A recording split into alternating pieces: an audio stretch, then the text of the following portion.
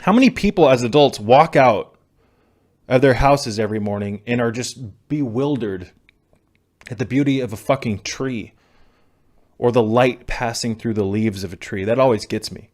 Beautiful. Absolutely fucking beautiful. Nature is incredible when your body and your mind is clean enough to the point where you can actually decipher the impressions that nature's putting onto your consciousness. But you've become hardened by this matrix. And because of that, you're walking around in a magical garden, ladies and gentlemen. The earth is a magical shamanic garden. And you're not even aware of its beauty because you live in a prison of the mind. You walk around in a beautiful, what the Buddha would call a nirvana world. Earth is a heaven realm.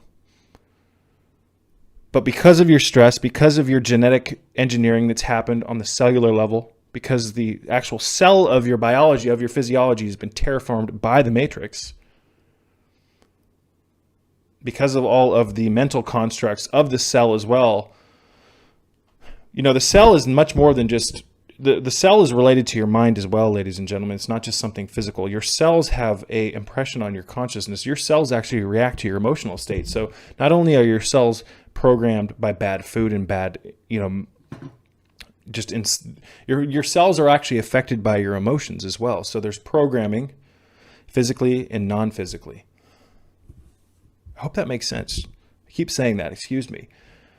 So because of our programming, ladies and gentlemen, we no longer can receive, we can no longer decipher the messages all around us.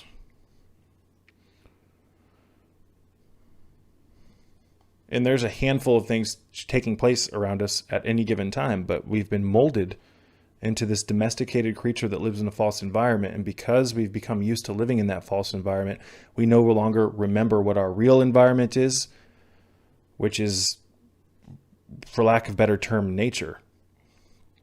And I'm not saying that we should be these acid-dropping hippies that just live out in the woods and don't do anything all day, but we're designed to be, the human being is designed to be in symbiosis with his or her environment, which is nature. And when you are in a clear state, when you don't have all the bullshit, ladies and gentlemen, all the programs moving through you, you can walk outside, look at a tree, and almost be humbled to tears by how beautiful it is. By observing the world around you. But again, we don't do that because we live in a world within a world. And there's things, again, taking place around us at any given time that we're not even aware of because of our programming. On top of that, we can't see certain things happening outside of the light spectrum, the color spectrum, because of our malnourishment and our lack of enlightenment. And because of that, we get taken advantage of by non-physical extra-dimensional energies that are also here in this world as well. So we're living in a control grid. And I'm not just saying that to be exaggerative. I'm telling you, ladies and gentlemen, that we were designed to be something much different than what we currently are. Imagine that. My mission in life, at least part of it, is to try to promote the evolution of life here in this world from the current state that we're in to the heaven realm that we were designed to live in. Man. So I've already gone off on a handful of different tangents.